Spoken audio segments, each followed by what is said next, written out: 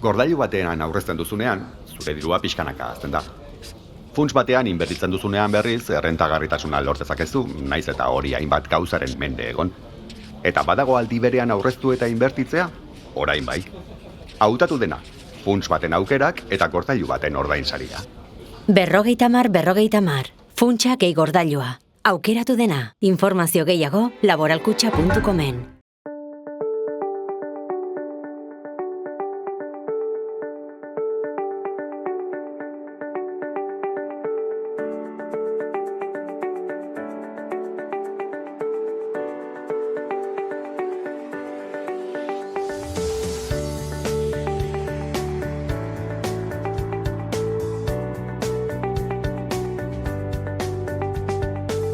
Kaixo eta ongi etorriak saio berri batera, gaur otsailak 18 asteartea, elkarrizketa bakarra izango dugu. Gaurkoan, Josu Reparazekin egongo gara, Nafarroako ikastolen elkarteko kidea dena. Martxoan, aurre matrikulazio epea irekiko da eta honen inguruan eta baita ikastolen inguruan arituko gara berarekin. Baina elkarrizketarekin hasi baino lehen, goazen gure betiko edukiarekin.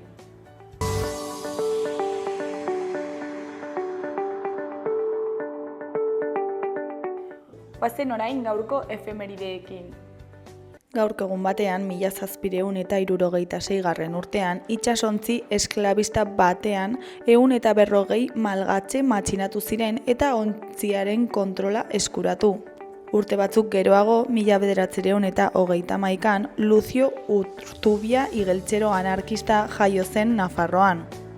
Egun berean, baina 1959an, haur austriar eta alemaniarrez betetako lehen trena atera zen Bienatik Euskal Herrira. Bigarren Mundu Gerraren osteko urteak ziren, eta Francoren erregimenak ia 3000 hartu zituen Espainiako estatuan. Nazioartean zuen irudia hobetzen lagunduko ziolakoan. Frankok berak ere hartu zituen zenbait haur bere etxean, hedabideetan erakutsi zuenez. Espedizioari harrera Irunen egin zioten horturuntza batekin, eta handik Iruñera eraman zituzten lehen 487 haurrak, Espainiako estatuan zehar barreia etzeko. Eta bukatzeko, 1961ko otsailaren 18an, gerraren aurkako Committee of 100 taldeak bere lehen desobedientzia ekintza egin zuen Londresen. 6.000 lagunek eserialdia egin zuten defentsa ministerioaren atarian. Erresuma batura iristekoa zen gerraontzi batean aurkako protestan.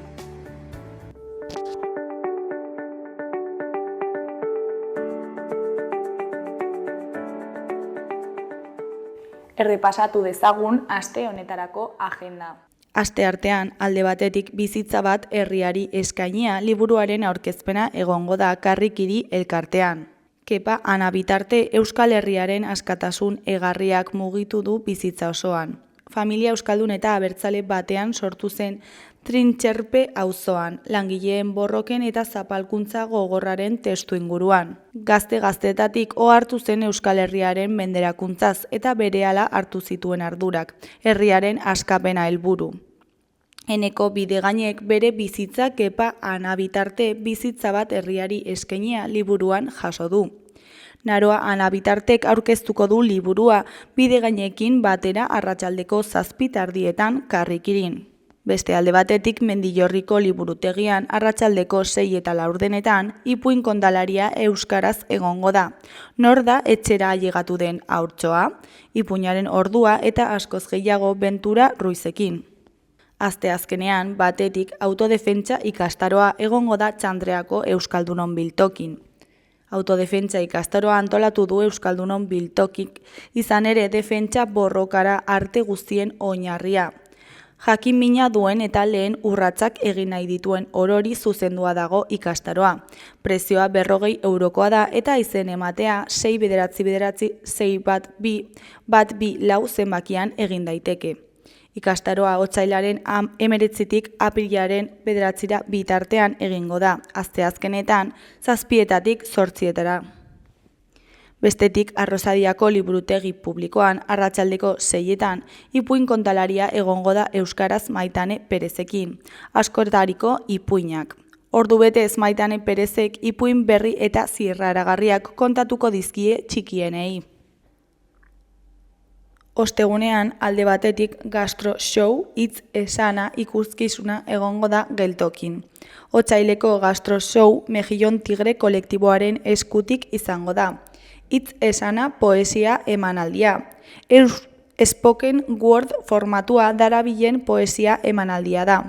Bigorputz 15 bat pieza individual eta poesia emanalditik baino kontzertutik gertuago egon nahi duen formatua. Eta poesia emanalditik baino kontzertutik gertuago egon nahi duen formatua. Esateko ez baita gauza handirik behar, zeharkatzen gaituzten bizipenak piezen muinean kokatzea, etxe bizitza, sexu, indarkeria, gorpuztasuna, idoloak, erreferenteak, hitz soilak eta noizbehinka musika nahasian.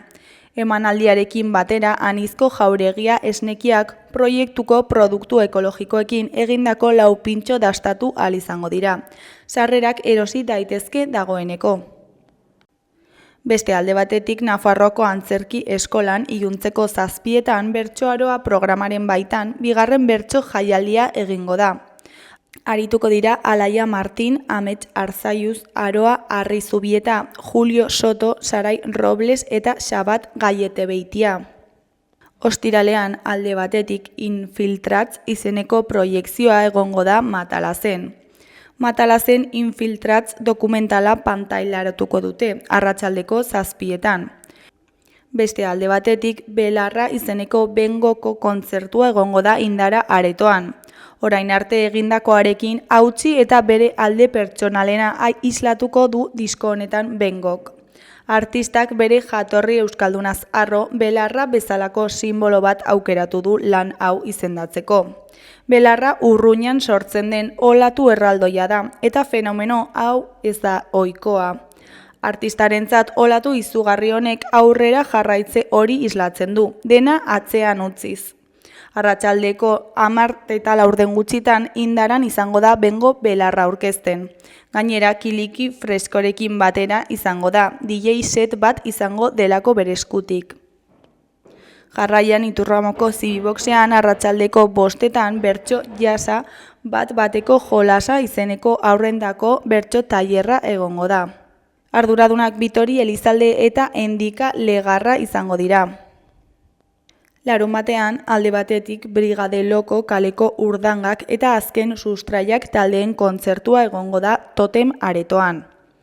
Brigade Loko kaleko urdangak eta azken sustraiak batera izango dira Totemeko kontzertuan. Brigade Loko taldeak bide baten esanahia lana kaleratu du berriki eta lanaren aurkezpen biran Iruñeko kontzertuan beste bi taldeak izango ditu bidelagun.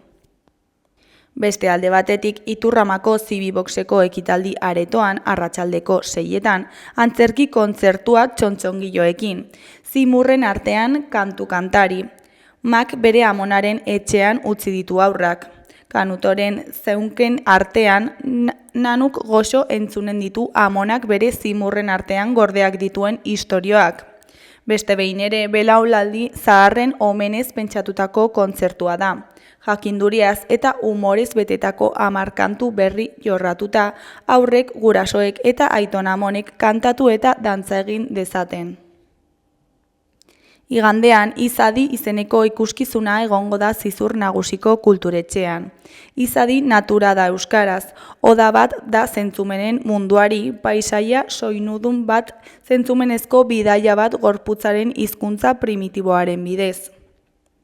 Mugimenduz, kolorez, soinuz eta ehunduraz betetako eta arima ferekatzen duten olerki bisual laburrak ikusiko ditugu bata bestearen atzetik. Urte batetik 6 bitarteko haurrentzat arratsaldeko 6etan Zizur Nagusiko kulturetxean.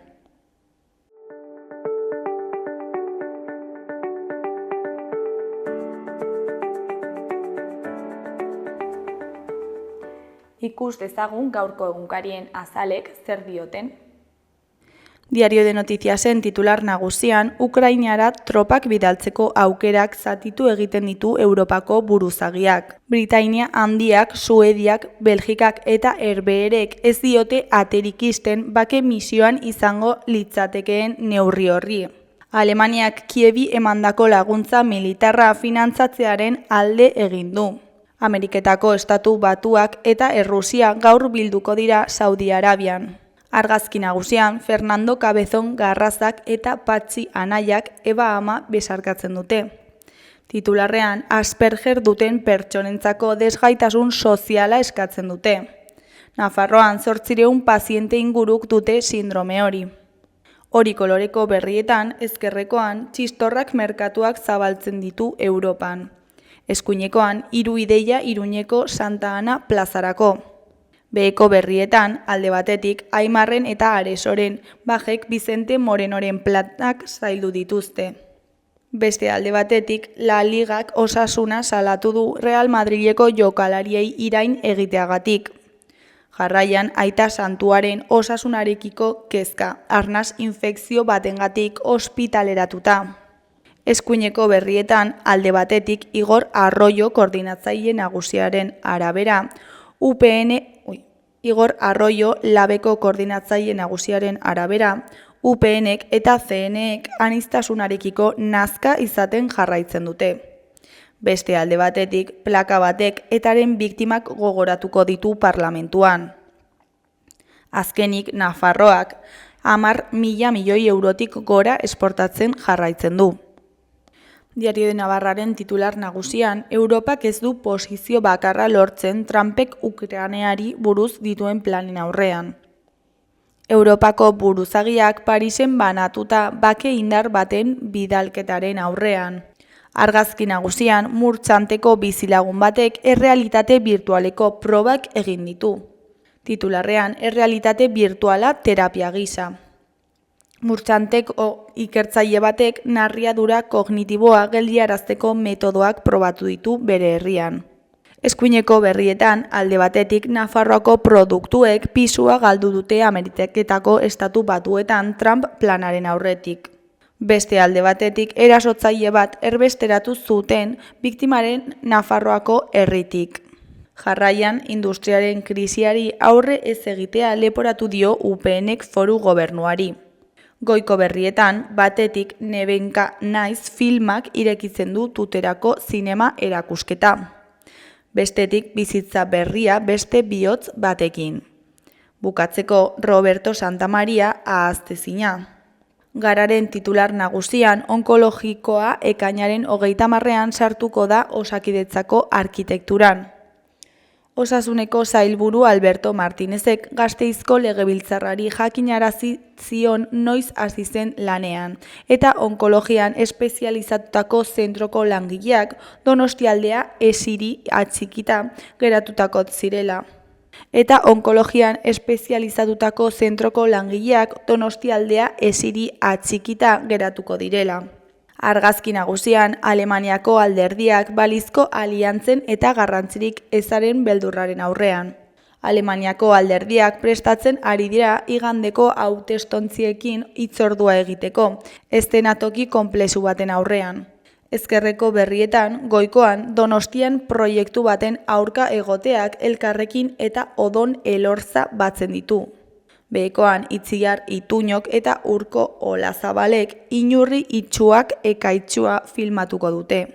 Behekoetan alde batetik Disneyren atzerapausoak izeneko erreportaia dugu. Bestetik Europak bere papera defendatu du Ukrainaren etorkizunean.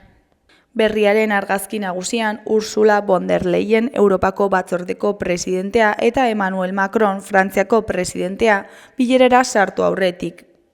Titularrean, 8 estatuk posizio bat hitzartu nahi zuten, Errusiak eta AEBek gaur egingo duten batzarretik kanpo geratu eta gero. Ez datoz bat, ordea, tropak bidaltzeko aukeran. Soldatuak eramateko prest daude Frantzia eta Erresuma Batua, baina Alemaniak eta Espainiak diote goizegi dela.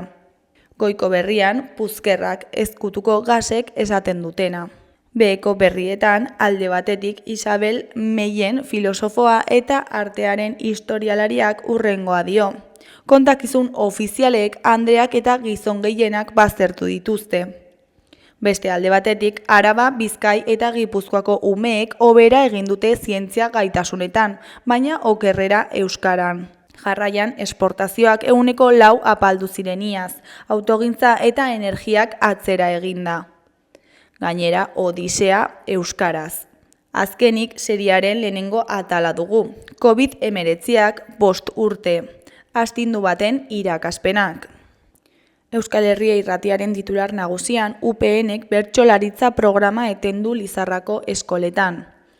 Bagara kolektiboak egin du salaketa. UPNek ikastolan eta remontibalen ematen diren bertso eskolak finantzatzeari utzi dio, eta aurrak bertso eskolarik gabe geratu dira. Une honetan, LH bosteko aurrek bertsolaritza irakaskuntza programaren bigarren zatia jasotzen egon beharko lirateke. Lehen zatia Nafarroako gobernuak ordaintzen du. Eta eskolei inolako abisurik eman gabe programa etendu UPNek. Eskuineko berrietan, goikoan, kontuen ganbera Nasubintzaren jokamoldearekin kritiko lekarozko zine instalazioengatik. Kontuen ganberak Nasubintza sozietate publikoaren eta Estudioz Meliton enpresa pribatuaren arteko kontratuari buruzko txostena argitaratu du. Kontratuaren helburua zen lekarozen pelikulak egiteko instalazio bat ireki eta kudeatzea. Enpresak sekula ez zuen errentarik ordaindu. Nasubintzak instalazioa berreskuratu zuen eta orain beste enpresa batek dauka errentan hartua. Behekoan, hokei garbia egiten dugu guk, borrokarik gabea.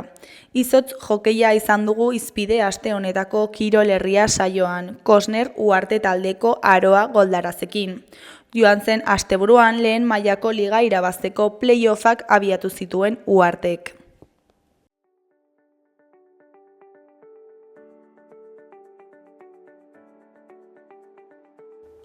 Gaurko eta biharko eguraldiaren iragarpena ikusiko dugu.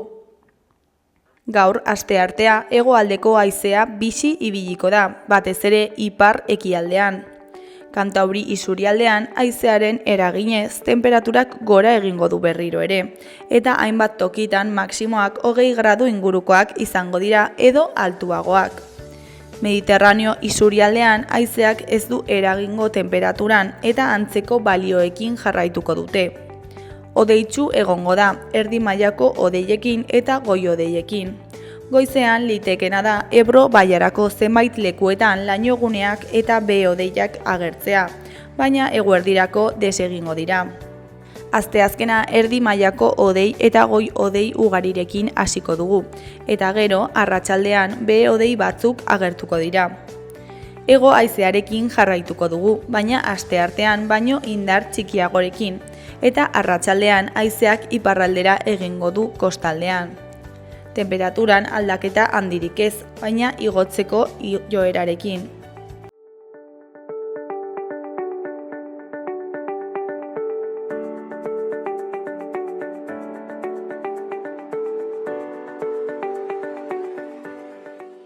Kaixo, lehen aipatu egun bezala, orain Josu Reparazekin gaude, Nafarroako ikastolen elkarteko kidea dena. Kaixo, zer moduz? Egunon, oso ongi zuek.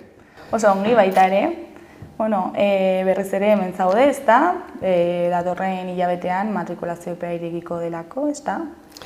Hori da, martxoaren 17an edo 24an, oraindik ez dagoelako erabat ziur, irekiko da astebetez haur hezkuntza eta lehen hezkuntzako ikasleak matrikulatzeko aurre inskripzio epea bai. Eta ze adineko jendeak eman dezake izena?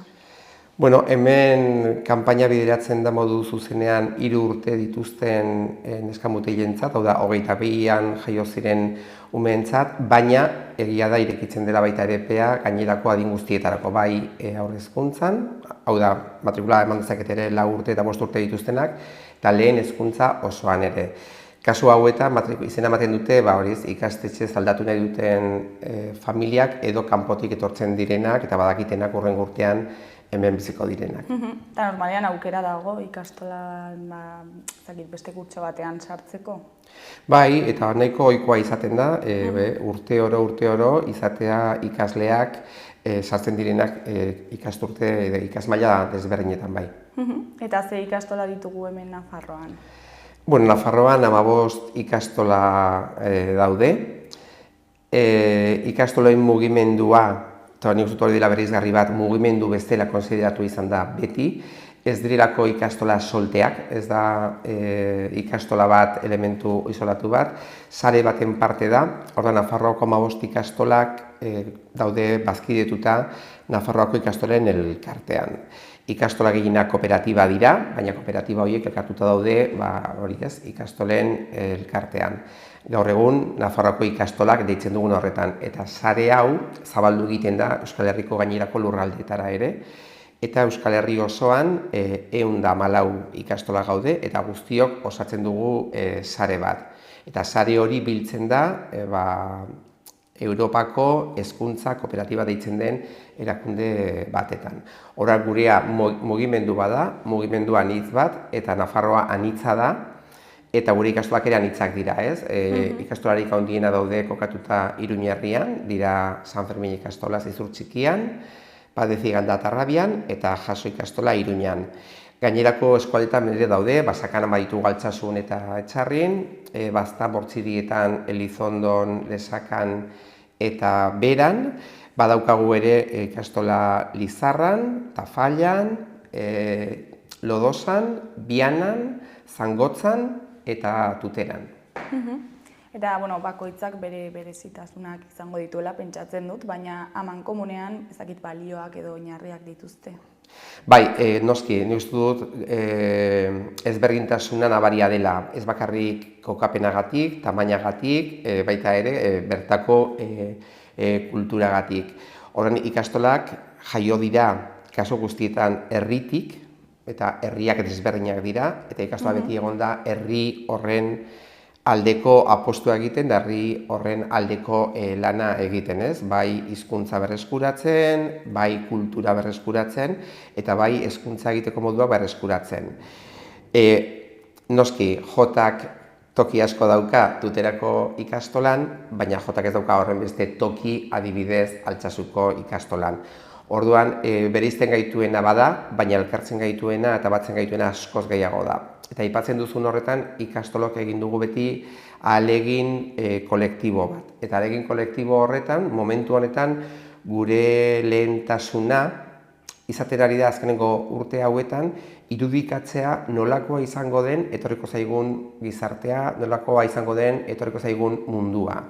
Orduan, ahalegin horretan izan dugu laguntza, bai psikologiaren munduan adituak diren pertsonekin, bai pedagogiaren munduan, bai soziologiaren munduan, eta irudikatzen dugun mundua noski ezberdina da, ez? Da mundu globalago bat, mundu digitalizatuago bat, mundu individualistago bat, orduan horrek eman digu nolabaiteko pista zehazteko, eta hori da eman komunean dugun zerbait, ze pertsona eredu lortu nahi dugu gure ikastoletan. Eta hor, lanketa horren ondorioz, atera zaizkigu 5 ezaugarri, ez? Eta ezaugarri horiek, 5 bereizgarri, eta bereizgarri horiek dituzte ezaugarri batzuk dira oso zehatzak. Eta lehenengoa da, nahi ditugula ikasle euskaldunak. Euskara jartzen dugu gure egitekoaren erdian.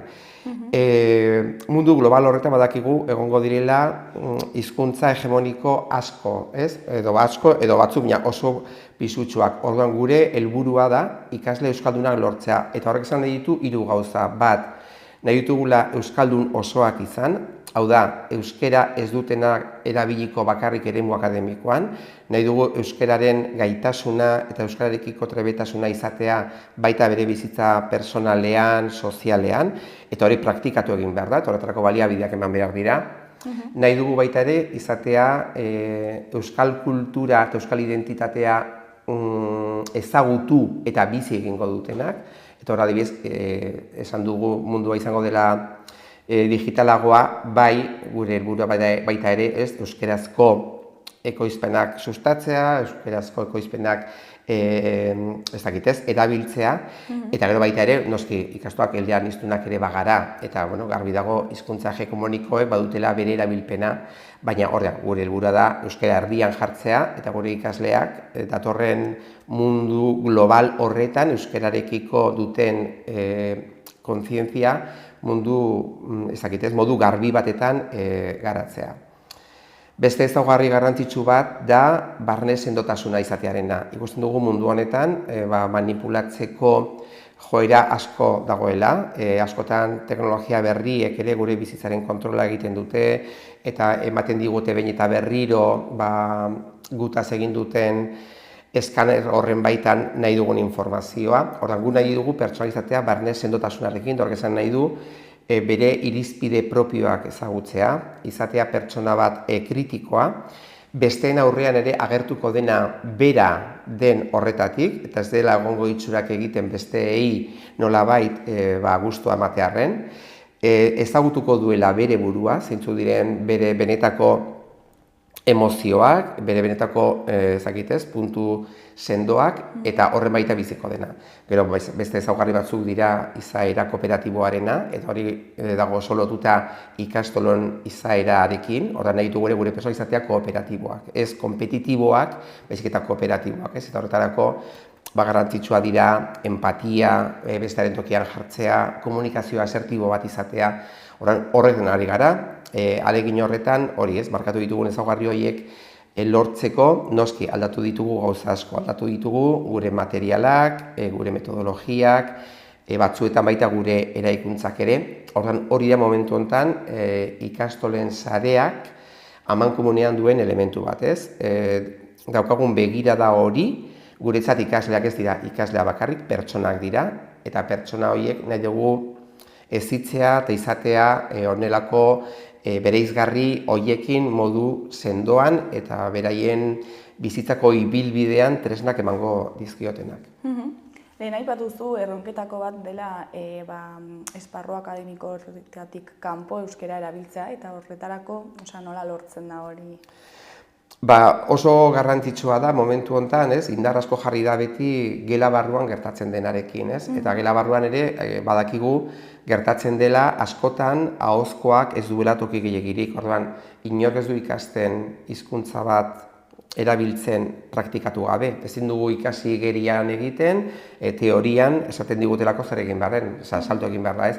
Orduan, gela barruan ahozko komunikazioa badu garrantzia handia, eta hori lantzen saiatzen gara behin eta berriro, baina kanpoan gauza asko ditugu. Adibidez, momentu honetan, bai jantokian dauden begiraleak, bai jolastokietan dauden begiraleak, bai eskolaz kanpoko jardueretan dauden begiraleak, pertsona horiek egiten duten lanaz kanpo badute ardura garrantzitsu bat ere hizkuntzarekin, eta hizkuntzaren konstientziarekin. Orduan, momentu honetan ari gara trebatzen pertsona hauek, ari gara formatzen, beraien rola izan dadin hizkuntzaren begiradatik ere. Eta orduan, ikaslei eman zaizkie aukerak horretarako. Egin behar da plan oso bat eta eskaintza zabal bat, euskaraz bizi ahal izan daitezen. Eman behar zaizkio baita ere, bere gustokoak diren eta kulturarekin lotutako hainbat gauza. Orduan, eman behar dira aukerak egiteko trukaketak, herri euskaldunagoak direnekin ikasleak praktikatu dezaten. Orduan, badago zer egin oso handia eskolaz kanpo, eta hori guretzat garrantzitsua da. Eta honekin batera ere oso garrantzitsua da familien rola. Gure ikastolak anitzak dira, toki batzuetan familia euskaldunak dira ugarienak, eta beste batzuetan aldiz dira gutxiengo bat. Orduan, familiak ere nolabait eztea euskararen erabileran garrantzitsua da, ez? Eta batek ez badaki ere zer, noski, egingo du ahalegin bat ikastolatik, egunerokotasun horretan agurrak, esaldi laburrak, euskaraz irabil dezaten, ez? Ez dugu nahi ikastolara etortzea eta entzutea buenos días, papa, mama. Horrek guztiak elikatzen du euskaren aldeko uniberso zabal bat. Orduan, esaten dugunean eskolaz kanpo horretaz ari gara, ez? Da familien eremua eta da ikasleen eremu hori, ez?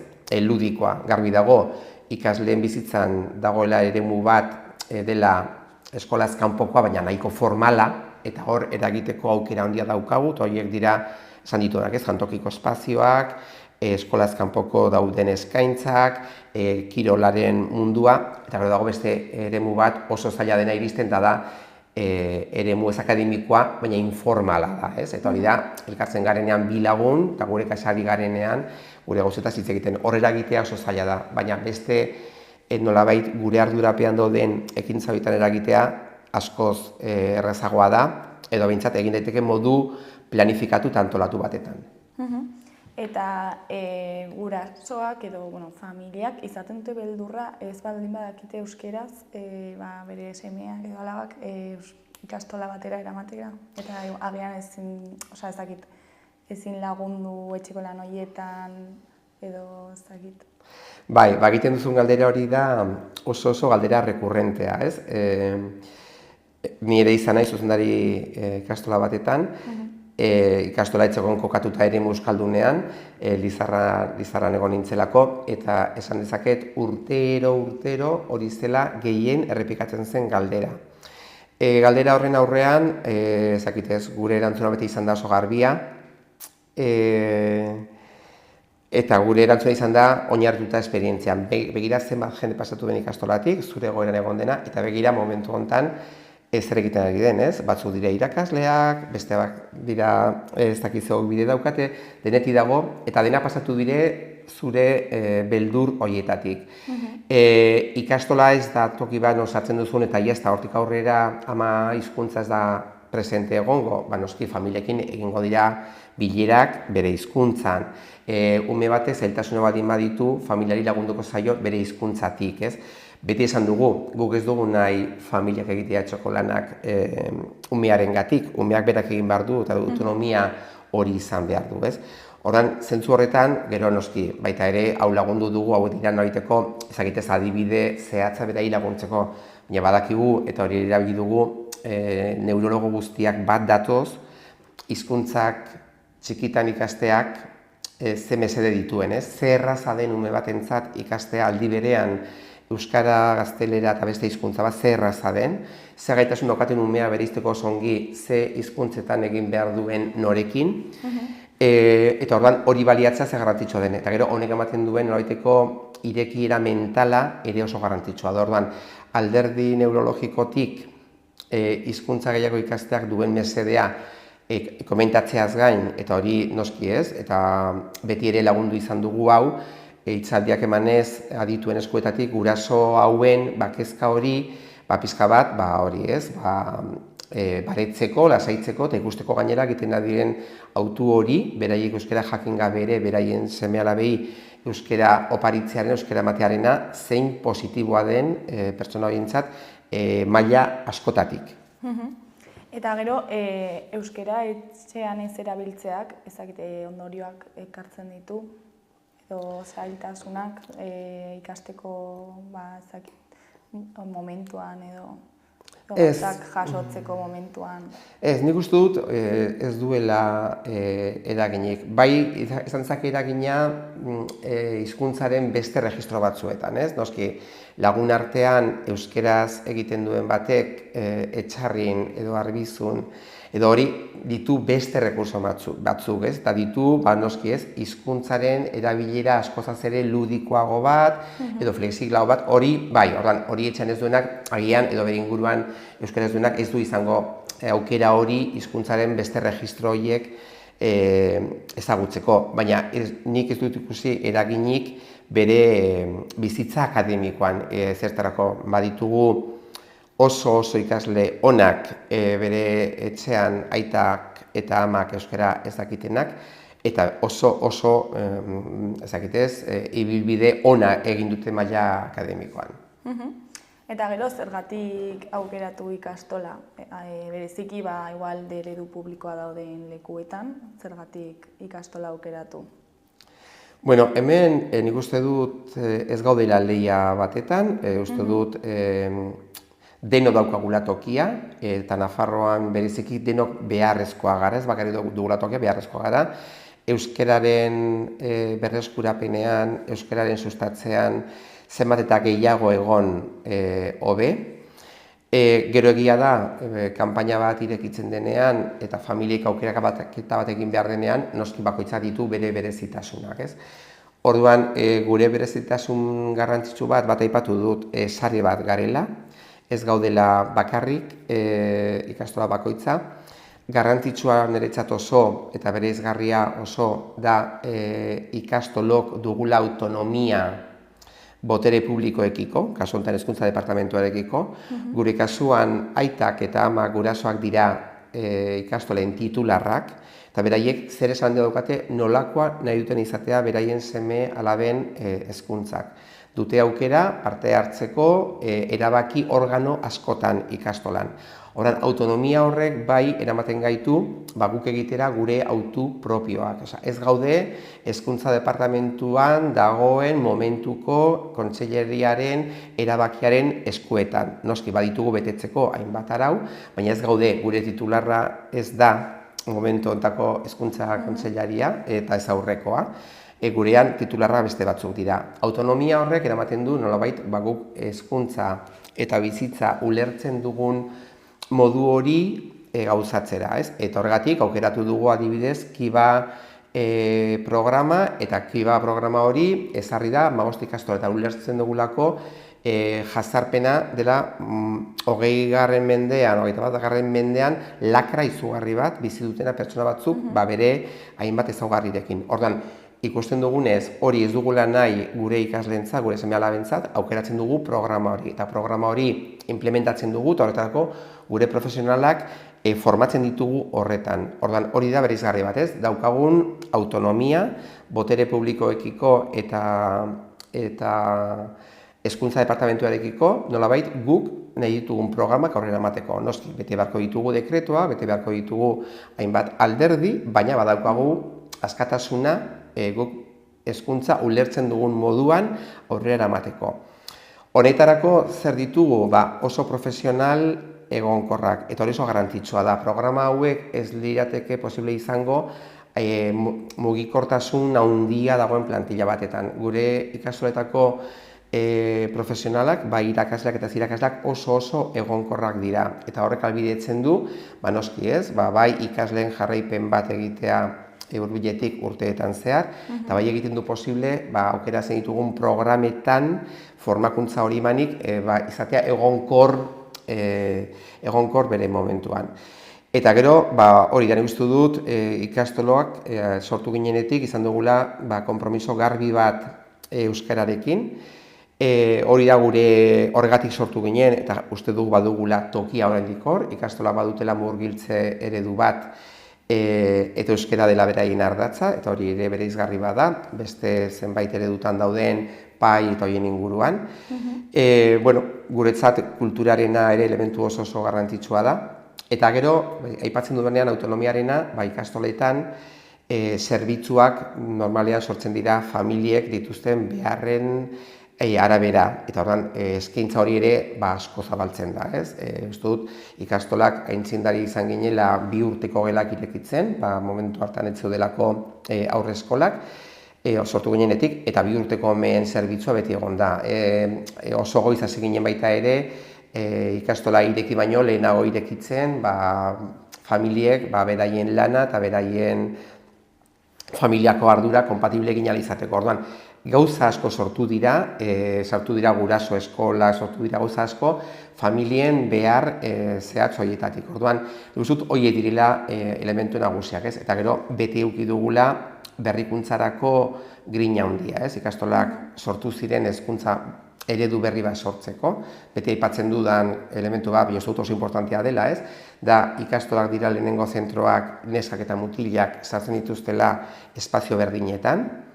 Lehenengoak dira ez hori bakarrik, baizik eta sortzen dutela kurrikulum berdin bat eta bateratu bat, ordura arte neskei irakasten zitzaien josten eta mutilei beste gauza batzuk, eta ikastolek egiten dute autu bat komuna guztientzat. Eta orduan berrikuntza hori zegoen ere oinarrietatik, ez? Ez dugu ikasten bakarrek liburuetatik, ikasten dugu asko bizitzako beste esperientzia batzuetatik, ikasten dugu asko bata bestearen gandik, taldea lan eginez, orduan beti mantendu dugu fideltasun hori nolabaiteko berrikuntzarekiko, ez? Eta ez dugu izan beldurrik hezkuntza aldatzeko eta egokitzeko gizarteak dituen behar berrietara. Ez dakit komentatu dugun, baina duela urte bat hemen egon zinen, eta zein izan da urte honetako balorazioa? Bueno, igazko urtea, bukatu zenean aurre matrikula epea, Euskararen munduan ari garenok, bai hezkuntza publikoan eta bai ikastoletan, pozez ospatu genuen, lehenengo aldia zelako urte askotan D ereduak, bai batean eta bai bestean, gainditen zuela matrikularen 30ko langa. Hori izan zen guretzako berri pozgarria, eta esaten dudanean, denok beharrezkoa garela hori izan zen adibide bat, ez? Uste dut asko daukagula hezkuntzatik eskaintzeko Nafarroko gizarteari, izan zen oso urte ona, baina aurten, 2025an irekitzen den aurre matrikula epe honetan badakigu ume kopuru askoz txikiagoa dagoela. Aurre ikusten da 10%ko jaitsira badagoela matrikulan, eta horrek noski izango du inpakto bat ere azkeneko kopuru absolutuetan, ez? Horan, urte arraroak dira, jaiotze tasa oso txikiarekin, eta baita ere hori, ez? Asko dira etorkinen seme-alabak. Horan, guretzako ere bada erronka bat momentu honetan, nola irakarri euskararen unibertsora, euskararen mundura, familia hauek euskara ikas dezaten, ez? Uste dugulako honek hori familia hauek irakartzeak inpaktatuko duela modu positiboan euskararen ezagutzan eta erabileran, eta inpaktatuko du oso modu positiboan baita ere elkarbizitzan, eta uste dugu euskara dela tresna bat elkarbizitzarako, ematen duela aukerak bizitzeko pakean eta zure espektroi eta zure abanikoa ere irekitzeko. Eta matrikulai dagokionez, nola ikusten zu etorkizuna? Behera joango direla uste duzu? Momentu honetan jaiotze tasak alde handia da, direla 10 urte zegoen jaiotze tasen kopuru eta gorengoa oso ezberdina da. Gero egia da ez dagoela ere horrelako berantzko joera bat markatua, badirudi gero egoten dira repunteak, igazko urtea dibezetzen hain txarra izan, aurtengoa ematen du bertan jaiotakoak 2022an askoz gutxiago dira, 10% gutxiago, eta gero honek du inpakto oso desberdina tokien arabera, ez? Hori izan arren datu orokorra, gertatu daiteke Sakanan jaiotze tasa jaitsi izana 20%, Iruñan igo izana 3%, eta ordan oso egoera ezberdina da, baina bai da momentu bat, denok kezkatzen gaituena, ez? Bai publikoak eta bai gu, ez? Gero eta ume gutxiago daudelako. Eta herrietan nabaritzen da hemen Iruñan baino gehiago alde hori? Bai, nik uste dut despopulazioaren gaia nabaria dela, oso nabaria herrietan. Egia da, ikastolak daudela jarrita Nafarroako eremu oso desberdinetan, ez? Kristau eskola gehienak adibidez, daude kokatuta Iruña herrietan edo hiri handietan. Gu baditugu ikastolak landa eremuetan, ez? Irunberrin, Zangotzan, egia da, hor hainbat azterketa eginda ikusten da, ez, populazioa bera dijoala, askoz gehiago dira hiltzen direnak urtero, jaiotzen direnak baino. Orduan, errealitate hori oso nabaria da Nafarroako herri askotan, ez? Eta herri horietako batzuetan kokatuta daude ikastolak, beraz, inpaktu hori ere bizi dute zuzenean. Orain Zangotza komentatzen duzula, zer moduz joan zen oineza? Bueno, nik uste izan zela oso oinez ona. Egia da, iritsi ginela oso aste txarra izan da, aste txarra ez hilabetea esango nuke, ez zuelako ia atertu, izan zelako, azken urteetako irailarik eta urririk euritsuena, eta orduan horrek eraman behar izan zituen antolaketan ari zirenak, behin eta berriro ibilbidea aldatzera lokaztu egiten zelako. Aurkitzera alternatibak azken momentura arte. Orduan izan zen tensio handia aurreko egunetan, ez zegoelako modurik aukeratzeko asfalto gainean egingo zen zerbait, baina egia da gero erantzuna izan zela oso ona jendearena, izan zen festa egun bat, eta nik uste dut hori Zangotzako ikastolarentzat elkartu ginenean egun horren bukaeran balorazioa egiteko izan zen egun pozgarri bat, etzelako egon aparteko inongo arazorik, eta hori guretzako beti garrantzitsua da. Jende kopuru handia elkartu zelako, etzelako hori eman ez ustekorik, eta orduan balorazioa oso positiboa. Eta aurten Atarrabiako Padezionda ikastolari egokitzen zaio, ezta? Hori da, aldatzen dugu registroz, usten dugu despopulatzeko arriskuan dagoen eskualde bat, eta etortzen gara Iruñarrira, ikastola Atarrabian dago, baina hartzen ditu ikasleak herri askotakoak, Burlata, Uarte, Atarrabia, eta gero inguruko auzo askotakoak. Beraz, orain da beste egoera bat desberdina, baina egoera horretan ere ikastolaren zeregina oso garrantzitsua da. Euskararen berreskurapena hor ere garrantzitsua da.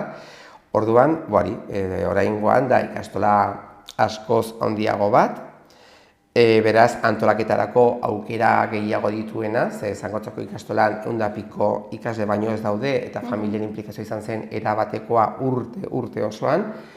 Hemen ikastola handiagoa da, baina ere honek behartuko ditu aktibatzen gure berezko balioak, eta auzolana da gure balio garrantzitsu bat, gure tresna garrantzitsu bat, eta horretan ari dira buru belarri.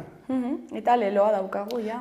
Ia horretxe esan dut, hori ari dira buruz belarriz oinez, ordan hori da nolabait logoa da buru desestrukturatu bat, eta hori da, pertsona gara adimena, gara emozioa eta gara ekintza, ordan 3 elementu horiek hezkuntzan ere hain importanteak direnak, eta ikastolan egitekoan, bai garapen intelektuala garrantzitsua da, baina garapen emozionala, garapen soziala eta ekintzak gozak egitea oso garrantzitsua da, ez geratza bakarrik teorizazioan, ordan lelo honek biltzen ditu, noski uste dut, 3 elementu oso garrantzitsu, bai hezkuntzaren munduan, eta bai oso garrantzitsuak hizkuntzaren munduan, denok behar dugu euskara ezagutu, behar dugu jakin, behar dugu trebeak izan, behar dugu ere gure hizkuntza maitatu, behar dugu gure kultura maitatu,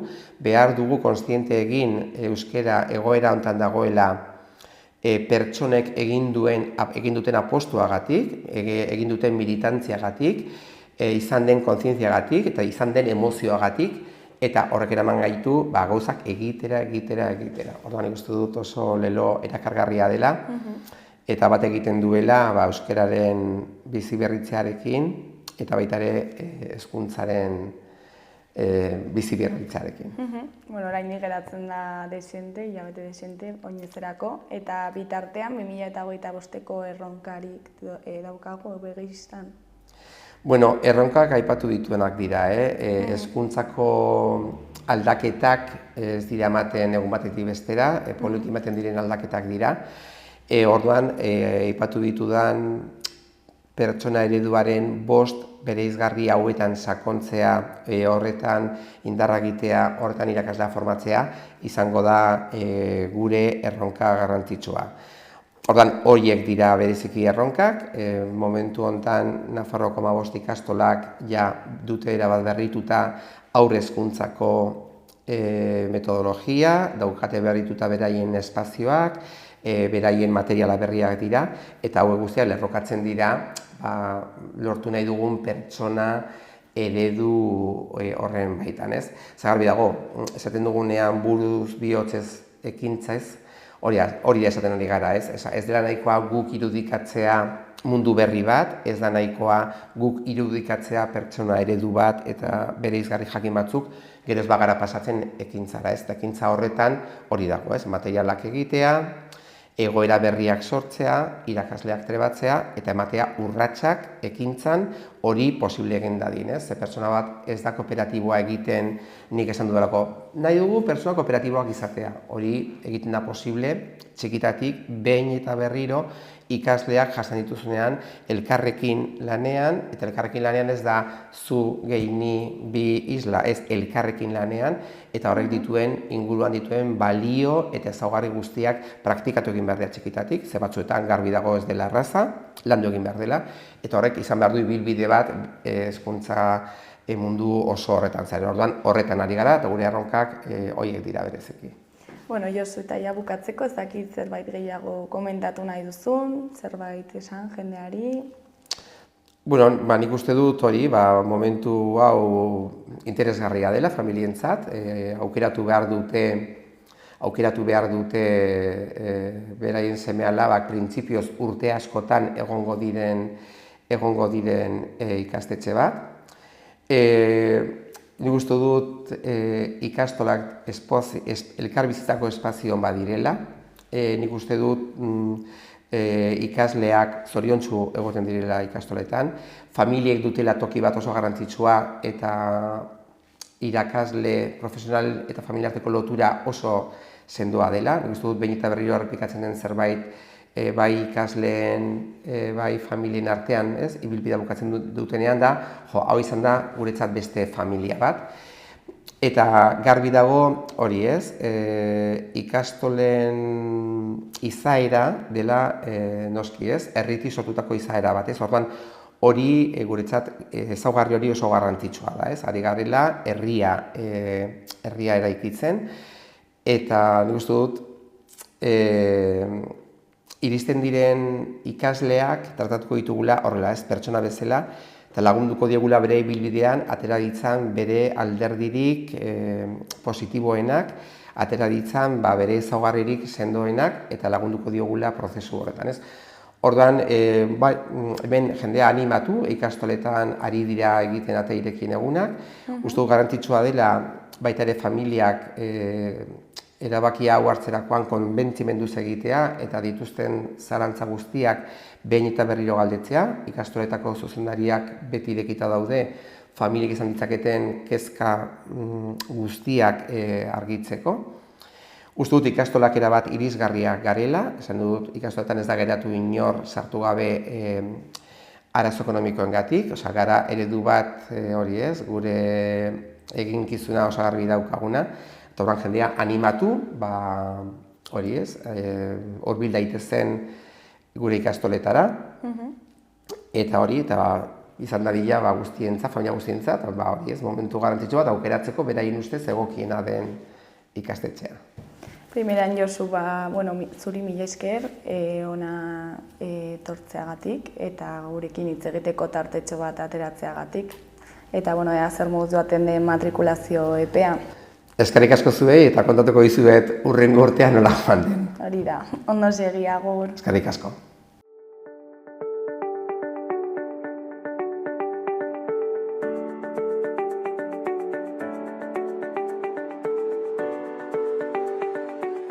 Gaurkoz hau izan da dena, bihar itzuliko gara eduki eta elkarrizketa berriekin. Mila esker zuen arretagatik, agur.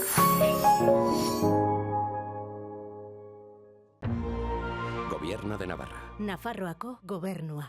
Gordailu batean aurrezten duzunean, zure dirua pixkanaka hazten da.